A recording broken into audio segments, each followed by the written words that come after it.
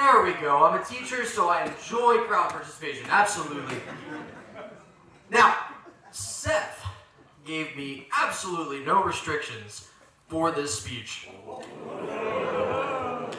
So, like my lookalike, Conor McGregor, I would like to take a minute and apologize to absolutely nobody for what I'm about to say.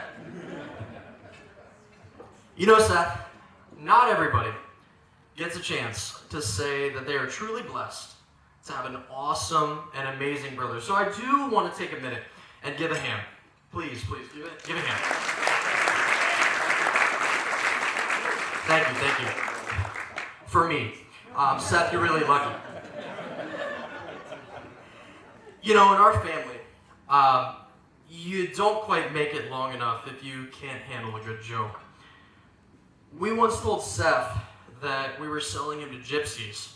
And I remember watching as Dad took the landline, fake dialed 1-800-GYPSY, and he proceeded to have a fake conversation with an interested gypsy.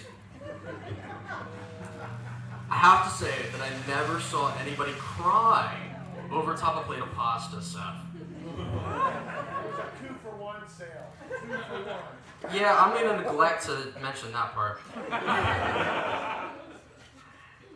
You know, growing up, I really wasn't the kindest to my brother. We were 6 years apart, as Dad had mentioned. It was often wrestling match after wrestling match, even though, as Nick had just alluded to, he is my big little brother. I really can't recall a time that I lost. But, I will say this, after staying here for last night and being here with his friends, Seth's bigness has come quite in handy with being a protective barrier or shields at raves and dances and mosh pits. So, you know what? Seth has a very protective nature, and I know that will carry through. While I wasn't around much, because I moved to Millersville, now Delaware, we got older, and those wrestling matches, they did subside. And now, we, for the most part, have been just sharing good beers, for the most part. Even if Seth drinks shitty sour beer. But, I will say this. But going back to the good joke part, when Kate was able to make it through Cards Against Humanity with our family and Dad playing pure debauchery with cards like, you know, fucking your mother, I knew she would make it. When I researched how to give a good best man speech, I read you're supposed to be funny and pass along words of advice. So I have to share a funny story about Seth from our youth before I pass on a few words of advice.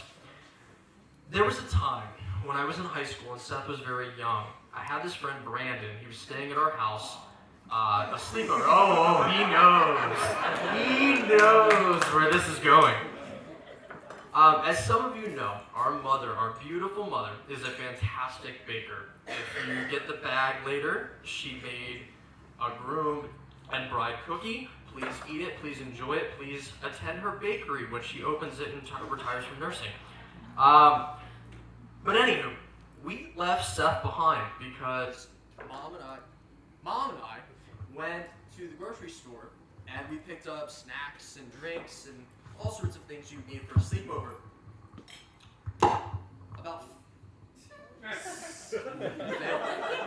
About 15 minutes later, I get this call from Seth.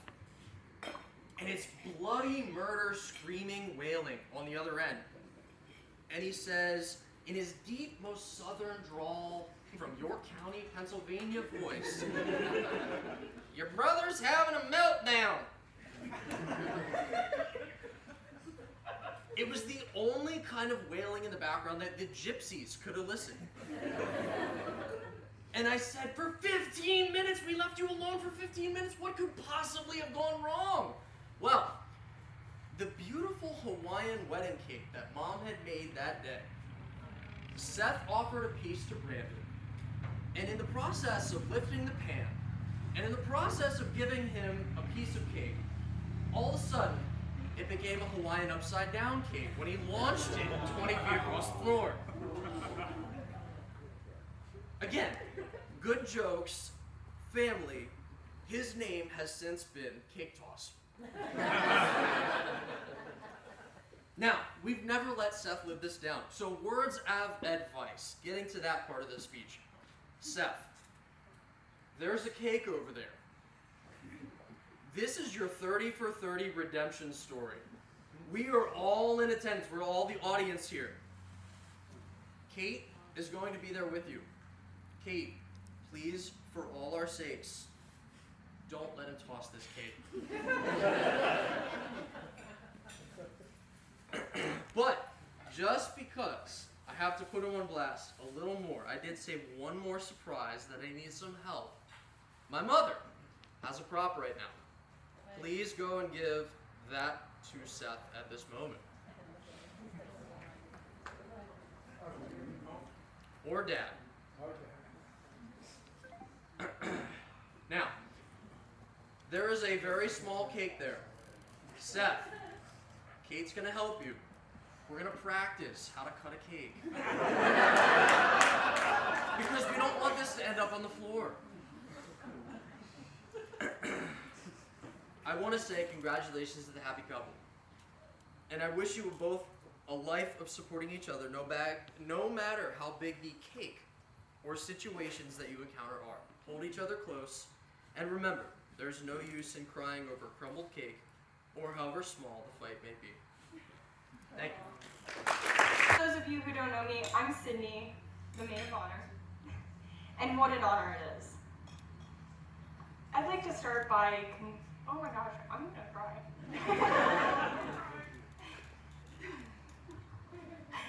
I'd like to start by congratulating Seth on getting the best friend and most amazing, intelligent, beautiful woman I know to marry him. You're truly lucky, Seth. But I know you already know that. It's been clear to me from the first time we met over FaceTime, because I was going to college on the West Coast, and then later in person, how deeply you care for Caitlin. And from the start, I've seen how Kate has reciprocated that. I can recall many phone calls with Caitlin throughout college that you were the main topic of. In a good way, most of the time. I mentioned Womp. Okay. I mentioned phone calls and FaceTimes because, as I stated before, going to college in Oregon, I wasn't able to be physically present very often.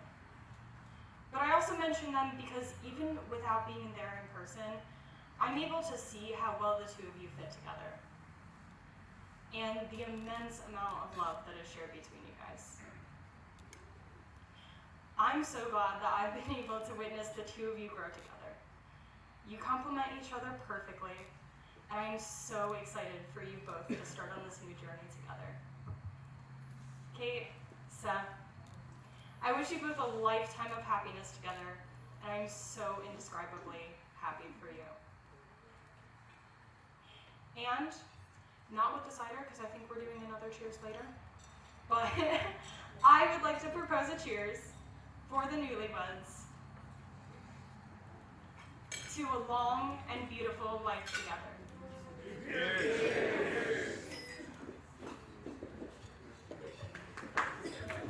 Occasion, this wonderful day with Seth and Caitlin and with everyone here, truly being surrounded by family and friends is the honor of a lifetime for Seth and Caitlin, and so thank you all for being part of the day.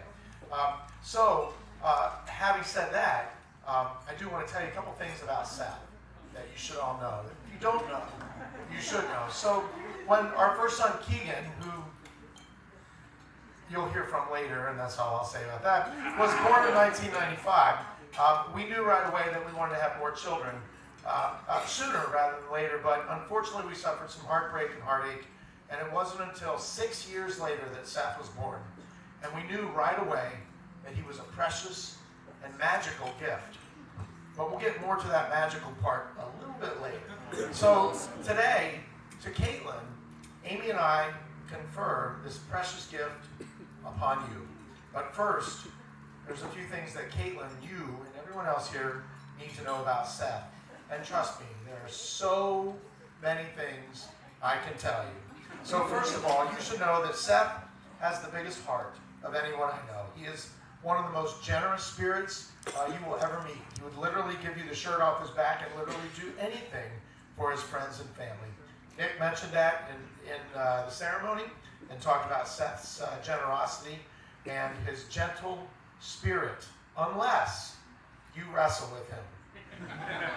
Word of advice, don't ever, let's just warm up together, Dad.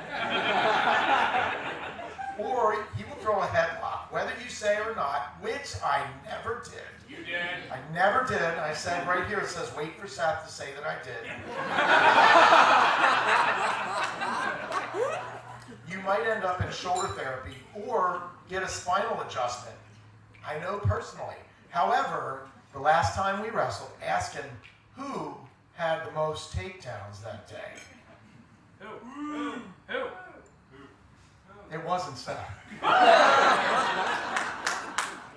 Okay, speaking of wrestling, Seth and I have traveled all over the East Coast and beyond in middle school and high school, going to countless tournaments and matches. Those road trips are something I will always cherish, and they usually ended at a restaurant like Haas's or somewhere similar.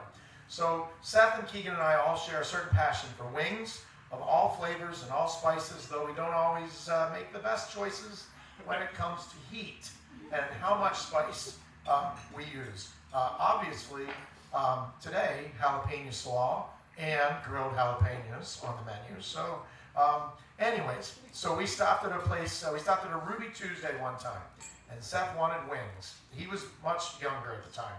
And Ruby Tuesday only had hot or mild. And I told Seth, I said, when a place only has hot or mild, they're usually pretty extreme.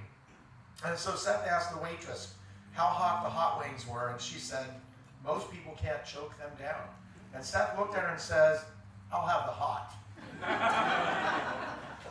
And I would say he lived up to that waitress's description of barely choking him down. So I can tell you literally a million wrestling stories about Seth. But he's so much more than that. He's truly a Renaissance man. He's an academic scholar, equally at home on the stage as an actor and a thespian. We used to joke that he was the embodiment of Wile E. Coyote, super genius. Just ask him. He does a pretty good impression.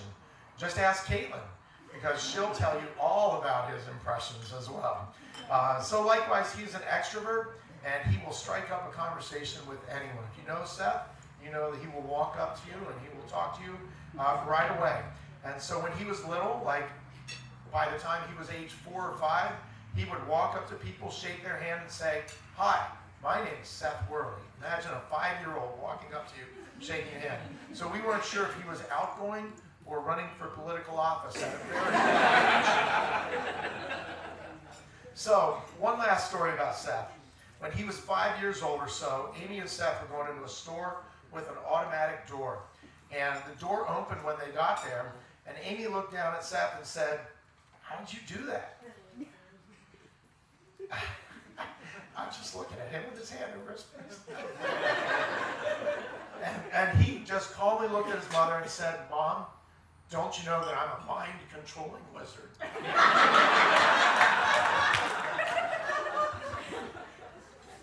So,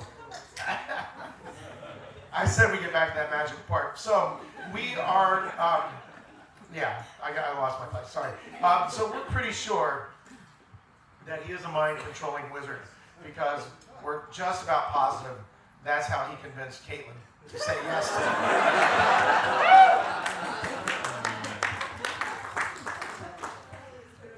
So while we know that that is probably not true, Amy and I also know that Caitlin loves Seth very much, and that they make each other incredibly happy, which are the most important things.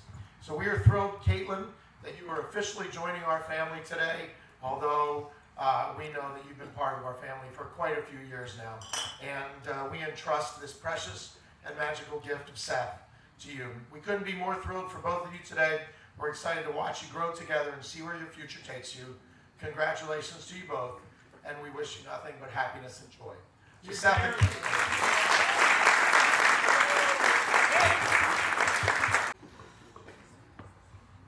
Okay, hi everybody. I'm going to keep this short and sweet. If you don't know who I am, my name is Cheyenne. I met Caitlin and Seth freshman year of college.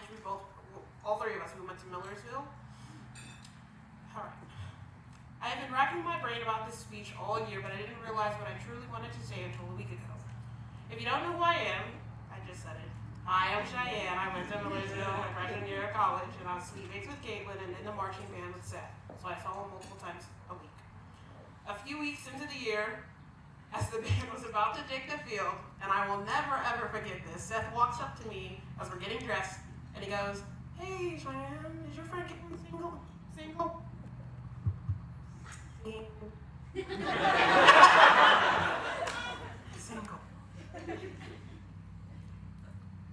I stared at him long and hard and just go, "It's complicated," because it's really, truly.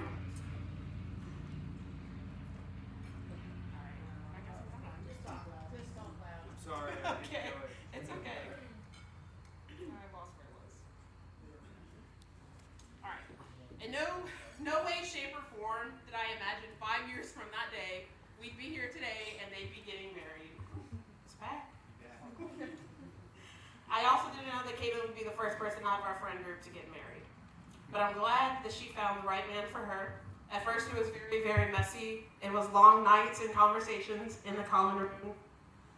Talking about, is he right? Do I like him? Do I hate him? We had met him in person already, and we still met him again on another dating app.